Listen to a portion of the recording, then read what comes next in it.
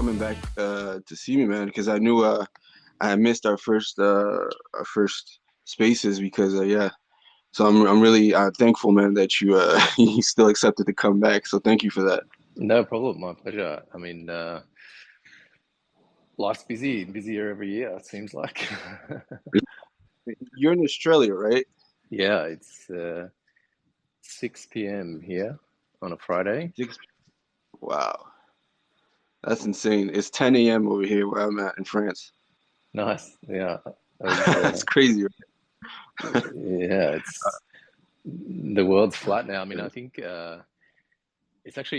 it's one of the things I think is hard to convey to people about something like crypto is that I always say there are three 8-hour shifts in every 24-hour period, and when you're working with people on a project and they don't understand that kind of minimum three times faster speed, like the globe keeps spinning, right, and there's three work days in one, if you Yeah, sequence them all up right, and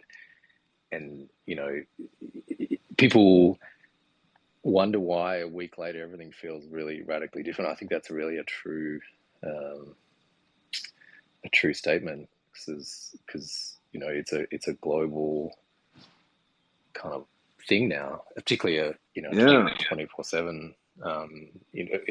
The fact that you can transact and uh, do stuff at all hours of the day, like it's I kind of like that. I live in a country where public holidays seem like a national sport, and uh, things can feel kind of slow, but it's nice to be connected to something that's a bit faster in tempo. So I really like that. I think it is really hard to schedule meetings and times though, because you know, yeah, it's, yeah. It's insane. That's why they probably say that crypto moves so fast. I didn't even think about that. Like the time differences yeah, and the Web3 world and stuff. Yeah. Yeah, man. So let's get right into it, man. First question. So, have you always been fascinated by art? yeah. I mean, I probably as a kid, I think uh, it was really books and literature and all that kind of stuff, and that like it sounds weird, but that was definitely my entry point into art. And you kind of um, it was books particularly were a way for me to kind of get an understanding of things that I just couldn't work out any other way. And then you come across, I got quite into philosophy, and then that surprisingly links to things that I never really haven't had an affinity for. But I think as you kind of mature in your understanding and stuff, there are things that you can say in poetry, for example, or aphorism or something like that, that's not something that you can easily convey in a sentence. And then for me, visual art particularly was just like, I think some of the things that are really easy to caricature, like good abstract art and stuff like that, it can be difficult to read on your first kind of look at it, but when you kind of Mm, get an understanding, it just for it still is that for me, it's that is the most direct way to convey kind of some either complicated or really important sort of idea. It's just the best way. That seems to be the way my brain is wired, and a lot of other people and stuff like that. And I was so I mean I sort of probably in teenage years discovered or got very into um, visual art, and I think it's just been the thing that's kind of drawn me for many years now. And I'm kind of lucky to live in a city where, for a relatively small and obscure kind of place, that there's a gallery which is reasonably. Um, it's for one, number one, it's free. You can just go in any time, and also for the quest that they got in the 1920s, there's a really good collection um, of visual art to look at. So um, that was kind of my entry point, and yeah. I mean, Wow. how about you? What was your entry? What route did you take? It's an interesting question. You know what? I think for me, it was always about the story of the artist. You know what I'm saying? Like when they had a really interesting background. Like when I was obsessed with Picasso for the longest time, and I think that's what really drew me into art. You know, it's always about the story and the images as well. I used to look at art books just like you, and if they had too much text, I would just put it away. You know what I'm saying? Like I was I was more about what was the image showing? What is it trying to portray? You know, what is it trying to say? Is that something you felt as well, or were you into text? Were you like, do you like reading, or Yeah, I was what was your approach? very much into tech. There's an Australian writer called Patrick White who was a guy who was writing some books in the 60s and 70s and quite a you know, in Australian terms, are kind of really well regarded, and he wrote some books about artists in a way that like you talk about biography of the artist. I think it really is a it's a there's a biography of that particular writer that's just so um, intriguing to read. And I think probably as a teenager, what you're doing is kind of looking for templates, aren't you? Looking at like modes of living that you want to kind of maybe try out, and um, and I think it's a very, I think a lot of people don't like to talk about it, but like this concept of the art star, that the art is one thing, but when you look at someone like Basquiat or Picasso or Bacon, and or Koons or any of those, or even someone like Banksy, where it's anonymity but it's a mythic kind of figure, that the Mm, story behind it is kind of as important as the you can't just come out of the box and just create stunning kind of visual art and necessarily have it be seen and regarded by people unless people are always going to be curious about the backstory. Where did it come from? Who, what's the context? Which, that the biography of the artists, and maybe that's a kind of a broader discussion about like curation in general. But I really think it's an underrated aspect of when you really get into an artist, like to go deep into reading about what they did in their life, and and I think I've definitely done that in certain artists and been turned off them a bit, like mm.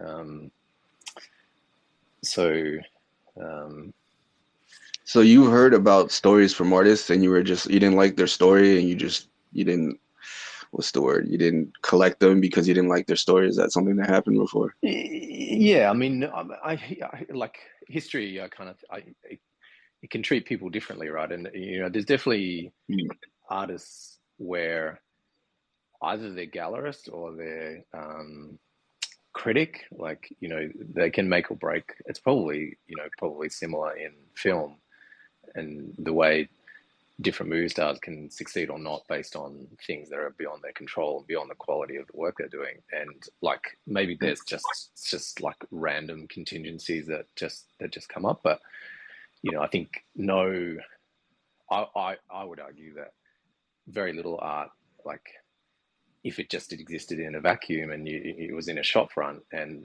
you were just waiting for people to walk past and say that's the art of the century, it's just never going to happen. Like it needs some kind of other cultural sort of push, whether that's galleries or whether it's some sort of contextual. Like, I mean, the example I'm thinking of, which is probably not a great one, is Balfour, who I really loved that um,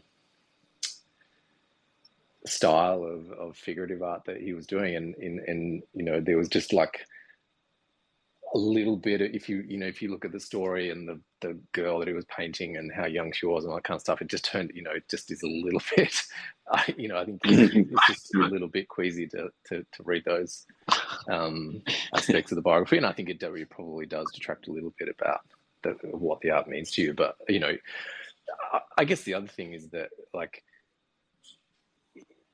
there are those artists where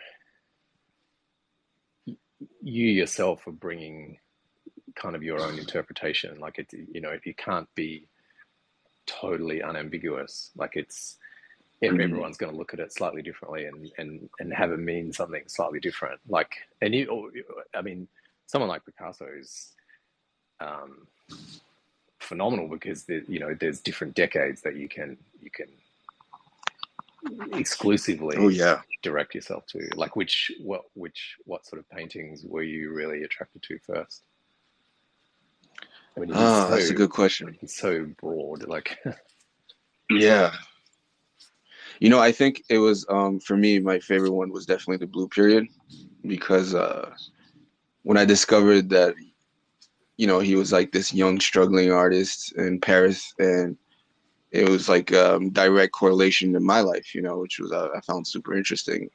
I wasn't exactly struggling, obviously, I wasn't like dying of hunger or whatever, but yeah, you feel kind of like a connection, just like you were saying, because I myself was a student in Paris in a fashion school, so you're trying to find your way, and you find this artist who has this amazing career and this amazing path, and you connect to it, and you dive a bit deeper, and you go from the Blue Period all the way to the end of his life, and you're like, wow, that's pretty fascinating.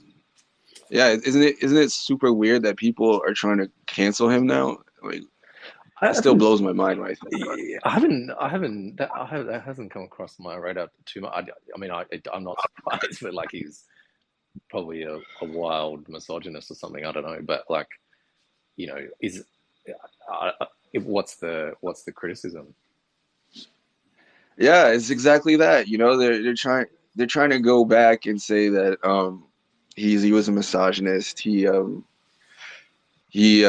liked girls that were a bit too young for his age, and like, yeah, I get it. It's really it's fucked up, but I mean, it's been 50 years since the dude is dead. Like, what are we doing here? So It's like, what's going on?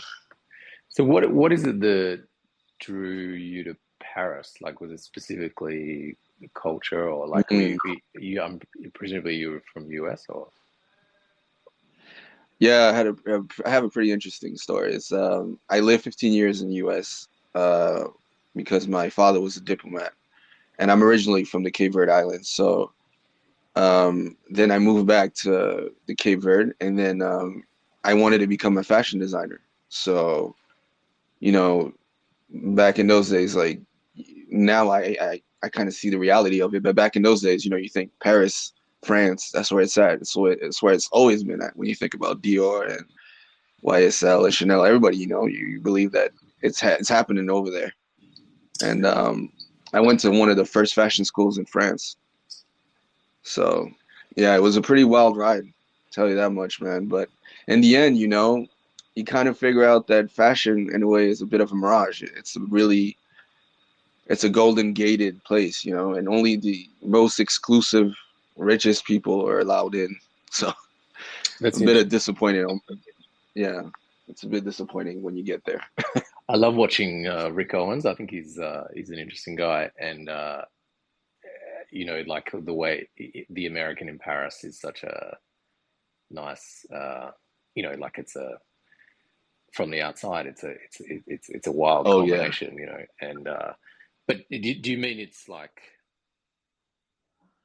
a scene too much about the scene or something, or Yeah, kind of I think it's Paris culture, to tell you the truth, because I was at NFT Paris and I had the same feeling where you feel like everything is really exclusive and gated for the stupidest reasons, just just to be closed off. You know what I'm saying? Like not everybody has access to everything because you're not anyone really well known or connected.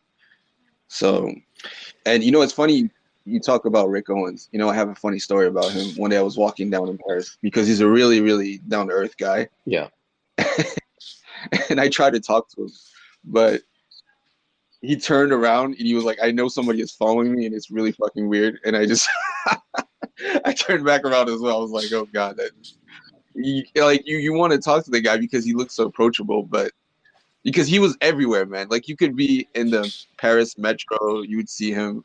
you'd be walking down the street, you'd see him. You'd be at a party, you'd see him. But yeah, that was brought me back to a really funny story. Like I thought I was gonna go up to him and convince him to like grab me as an intern or something.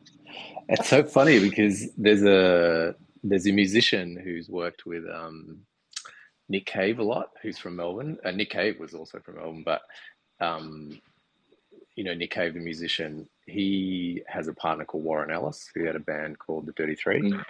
and the Dirty Three were an instrumental band, and he moved to Paris also, and Wow. he's really recognizable because he always wears a pinstripe suit, and he's got a beard like a bushranger kind of beard and a really long hair. He's super recognizable, and he'd obviously come back to the street near where I live, where there's a lot of band venues, and he was walking along that street just reminiscing, and I recognized him, and I'd followed him the entire street of like 20 blocks, and I could not think of it. Oh my I god, could not think of anything to say, so I just like you're a stalker, man. I I just turned around and I was like, "You're a dick!" Like, what? He couldn't think of anything interesting to say to a guy, and I was like, he's really just obviously reminiscing and looking around the scene, where he kind of started. But like this is, I think this is really an interesting thing for me because when I hear that story that you travel to Paris, you have a kind of an idea, and then if you to me if you hear the like any particular cultural environment is kind of closed off, well, to me that that must be a kind of a bit of a moldy closet. There's nothing interesting going to happen in a place where there's no vibrancy, right? Like that kind of mix of letting all the new people in and just seeing what happens. Like it's a bit chaotic and there's no rules and there's no expectation on what how you should look and how you should behave, and that all comes later, a generation or two later. And so I I have been kind of very interested in where the kind of global cultural center is, like, because at some point it's London, at some point it's if you're talking specifically about visual art, or where the scene is happening, and then it goes from Paris to New York, and then um, New York, it's one of the questions, and I used to almost like a ritual every summer go and stay in New York and try to look for where all the culture was, and Brooklyn was very cool in the early 2000s and stuff like that, but it wasn't like it wasn't. I'm sure it wasn't like the 1960s or the 1980s even, and um, Yeah. and I'm thinking to myself, like, if you could name it, where would it be now? Is it just not Tokyo? It's not. It's probably not London. And it took me a while to kind of get onto this idea that now it's the internet, like that that Exactly. that is the Yep. place where the interesting shit is happening. Like and probably at the time you don't appreciate it until later. Like it's exactly for these reasons that you can. It's not that old to be able to have a Twitter space and have however many people join and then record it and and have literally a global audience straight away. I mean, that's not that recent, right? It's and so Mm.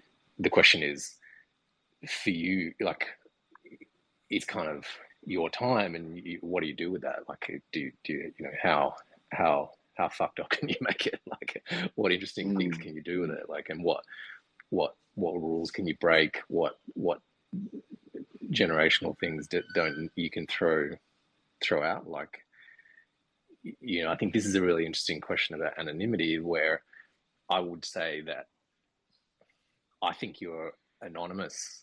Like, if you ever watched people as their profile grows on the internet, like then maybe they become more established, and gradually they'll kind of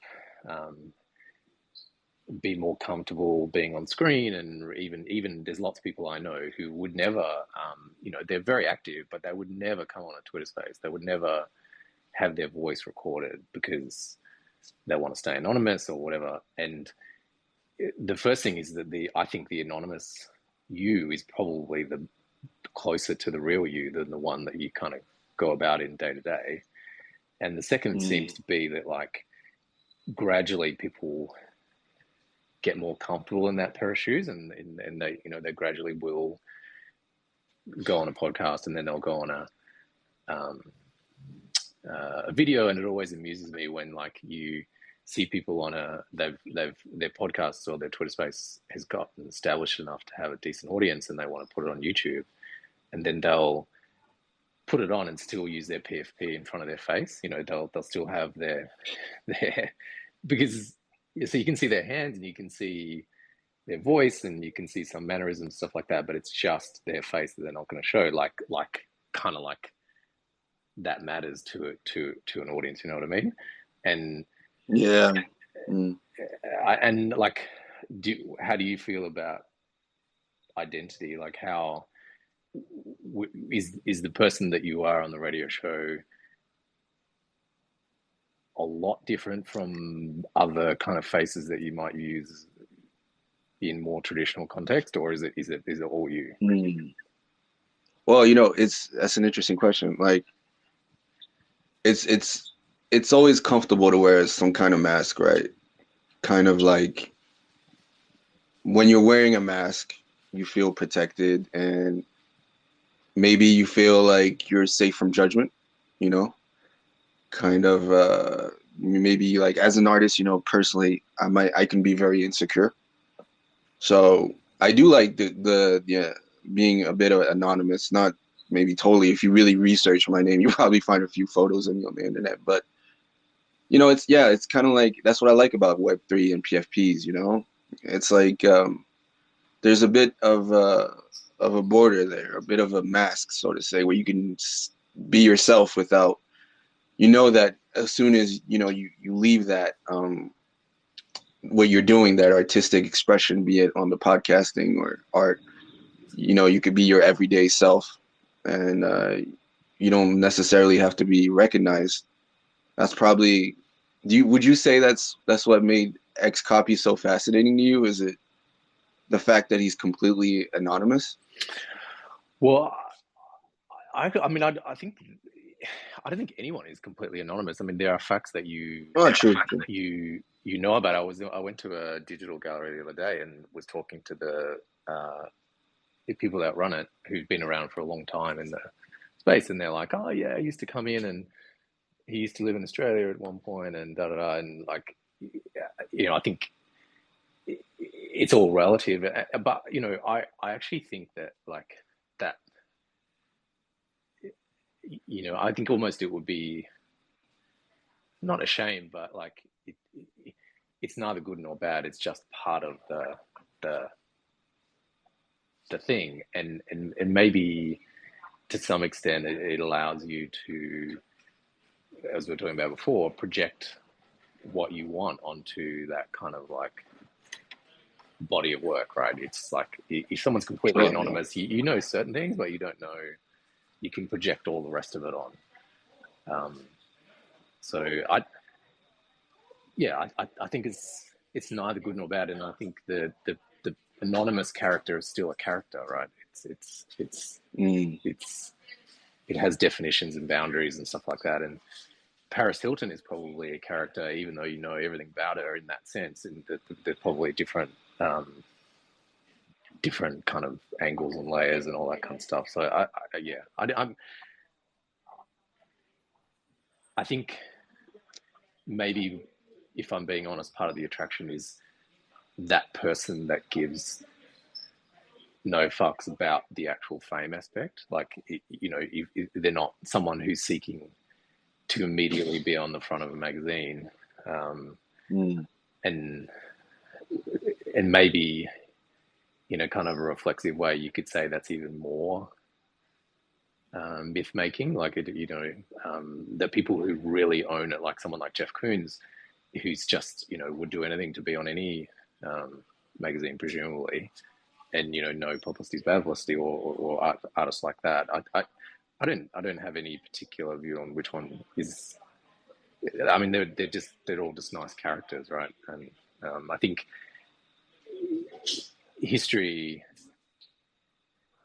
probably is a little bit different now. Like, I mean, I've thought about this sort of aspect where I was trying to read up on some stuff on Goya the other day, and there's tons of stuff that's just not known or not recorded, and never will be.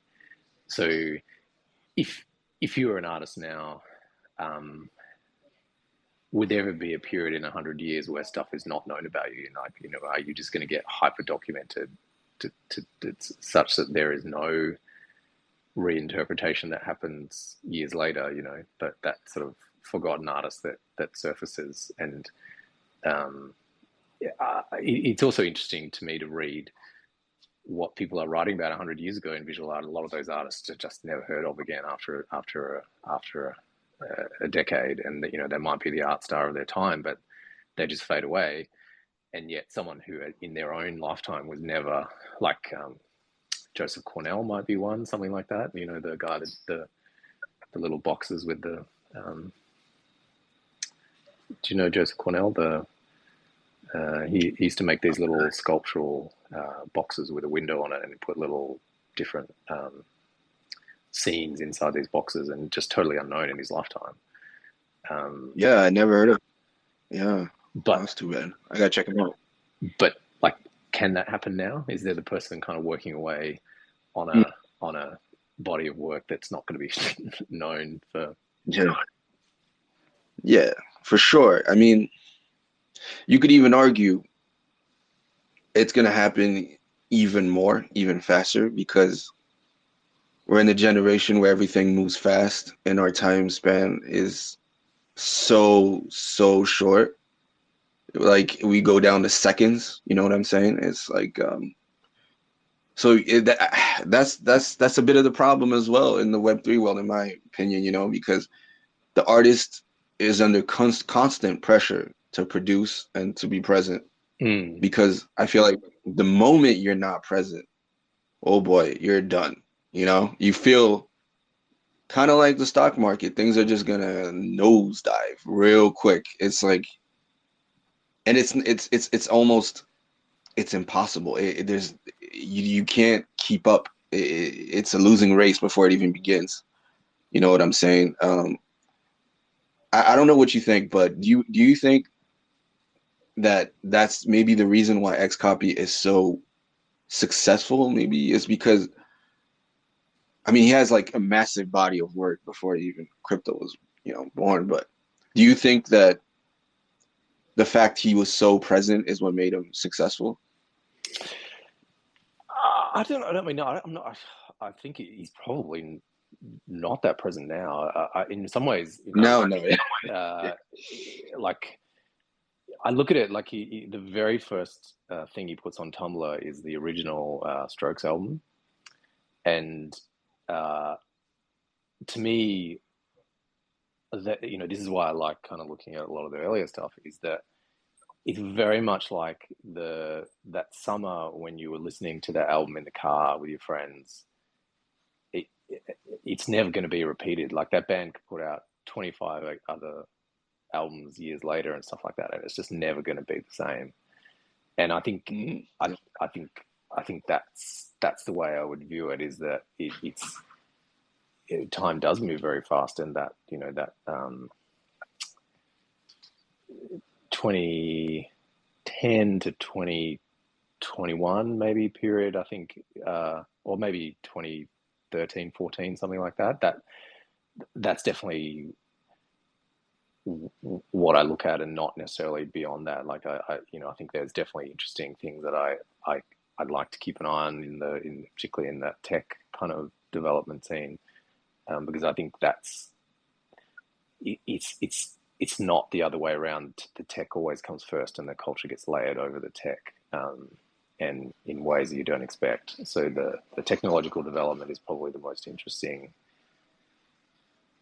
kind of canary for the cultural movement that's going to come afterwards. And that, for me, XRP, he doesn't need to do a single thing, and probably maybe he views it like that as well. I mean, how can you continue? And maybe going back to Picasso, I mean, he does have a reinvention of different styles and things over 50 years, right? And that's extremely rare. Like most people don't do that. So, would it be that Xcopy came out in 5 years' time and made something else that was very iconic for a particular period? And I don't. That would be very hard to do. Yeah. And so I think it's a kind of it's a defined period, and it's already come and gone.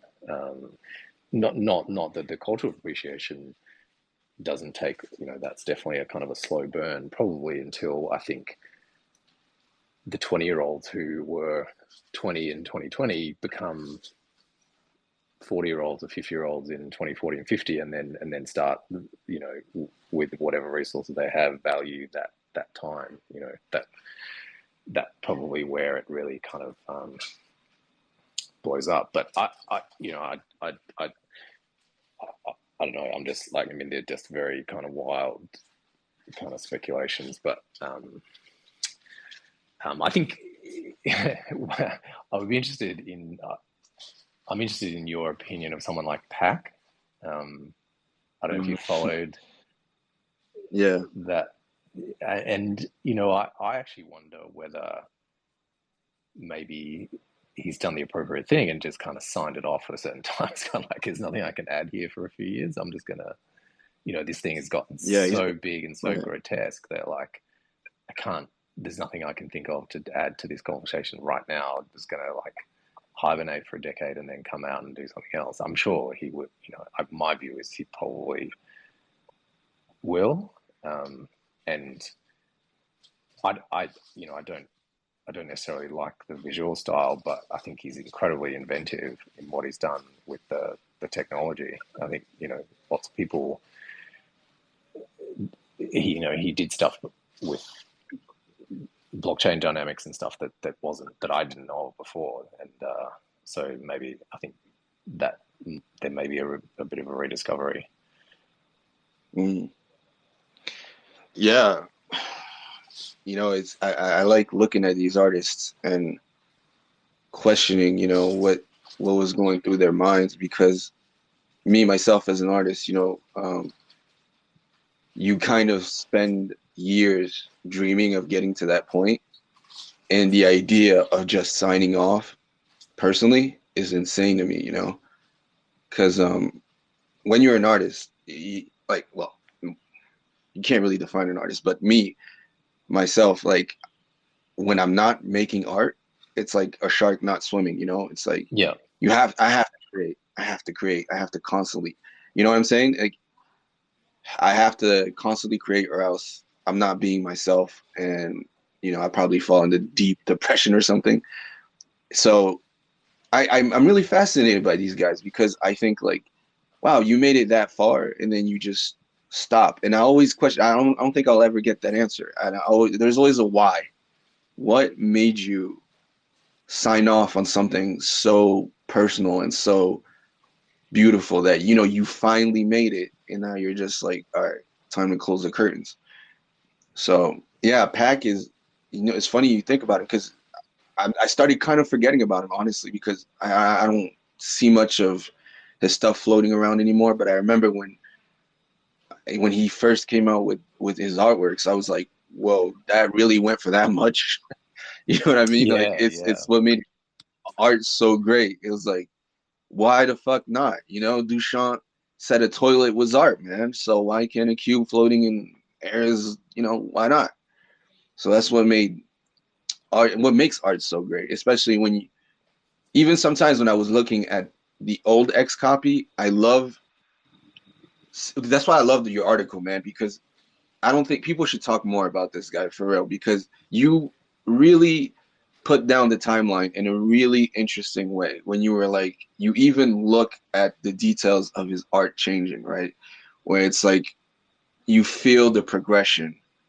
So when I read your article and you were talking about, I don't have the name, but I knew it was like a skull that was like going from animated to not animated to back to animated and more glitch. And I mean, so much work went into it, right? So much thought process, so much. I mean, he must have put his soul into it for nobody to care And the idea to finally arrive where you've been working for like, I don't know how long, maybe like 10 years, I think, but you finally arrived and you go, all right, now I'm just gonna stop. That's just insane to me. It blows my mind. You know what I mean? Like I could have all the money in the world and I would still need to create something, still need to put something out. And so, they wheel me away in like as an insane asylum because I'm like 100 years old and I'm crazy or something. I still try to be drawing. So yeah, It's interesting because like I had enough kind of realization that one of the things I, you know I I'm trying to get the right phrase, but an artistic kind of ambition is a kind of a disability. I think, like, as in, you carry this thing in your head that you've got to get out, and maybe the world doesn't mm, necessarily understand it, and you can. And I'm super glad that I'm in the position I have, which is that I don't have that disability. Like I'm not an artist, and I don't, I don't, uh, the thing that gives me that kind of, every human's creative. We are creative creatures. There's something that floats your boat that you do day to day that kind of is, generative. It's something that you kind of make and give back, whether it's, you know, writing or visual art or poetry or whatever, music, that kind of thing. Yeah, I think that is universal. But the need to do it as a professional artist, I think, is um, that's a hard life because and you read a lot of those biographies. Some of those lives are not easy lives that these people, and and the culture just kind of absorbs it and sucks it all up and all that kind of stuff. And one thing, one thing I think that's really interesting to talk about is the artist as a professional, right? What does it mean to be a professional artist? You you've got to be able to turn up on Monday at nine in the morning and get the work done, right? You can't, it's very rare that you're the genius in the asylum and you just spew up the masterpiece. Like, a lot of it is that work, like years of trial and error and just working on stuff, and that there is a professionalism to that. But on the other hand, you're not an accountant, right? You're not you're not there with all of the regular conventions of what society expects. Like, and that might be, you do or don't have a regular job. I think it is interesting to me to how would you wrestle with that distortion? Like, I do think, just talking specifically about Ecocopy, some of the early work that he does is much, much more abstract. But then you look at what's on Super Rare and he's obviously at some point realized that the figurative thing sells much better, right? Even if you just look at the valuations and stuff like that. So mm, is there some point where, for you as an artist, you're sitting down and you go, okay, I have these 10 works and this one always sells, this style, and it doesn't interest me aesthetically anymore. And but the that I need to pay rent, and otherwise I'm going to have to get a regular shitty job, and I'm just going to make that 10 times over and pay the bills. And maybe there's some of that with Pack. It's like, I don't.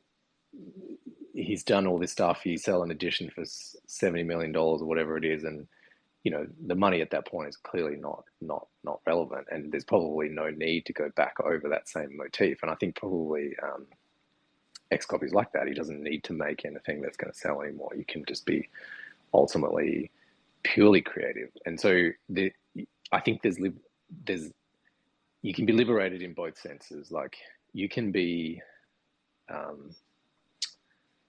Kafka, for example, and just have your regular government job 9 to 5 and do your art between 7 p.m. and 11 p.m. every night, and it doesn't have to pay any bills. It's just it's purely some kind of abstract thing. Or you can be, I'm here at my desk 9 to 5 as an artist, and this has got to sell. Like, it's got to sell tomorrow, and it's got to sell with a certain rate, and my landlord has to be happy, and all that kind of stuff.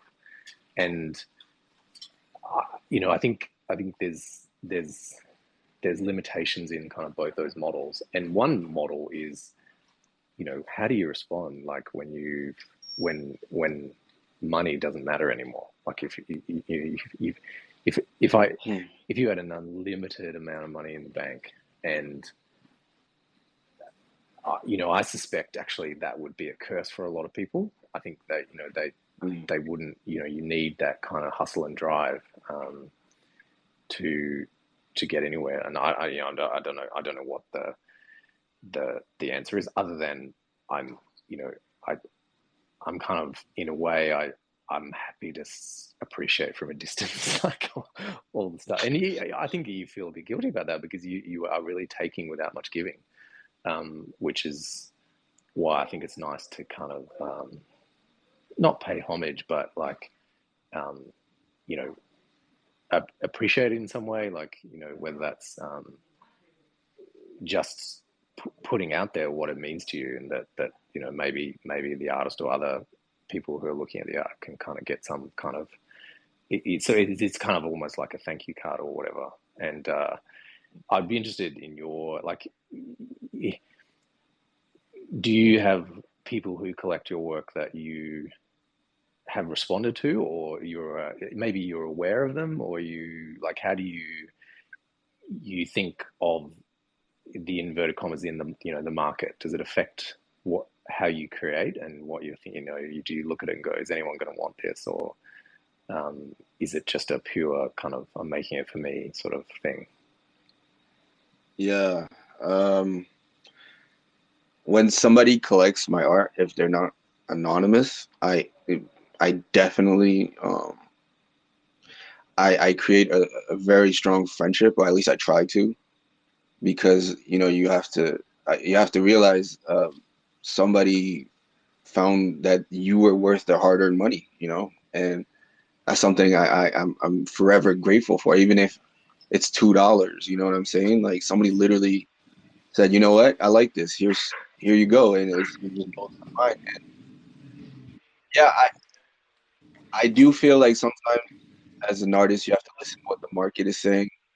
It's the reality of it. But I'm also, I don't really give a fuck, honestly. I just create. I do what I love because at the end of the day, just like you were saying, if you create something that you don't love and that you're just making for the market, as it might be fun in the beginning, but at the end of the day, you're gonna have to look at yourself in the mirror, and somebody's gonna expect you to continue doing what you hate.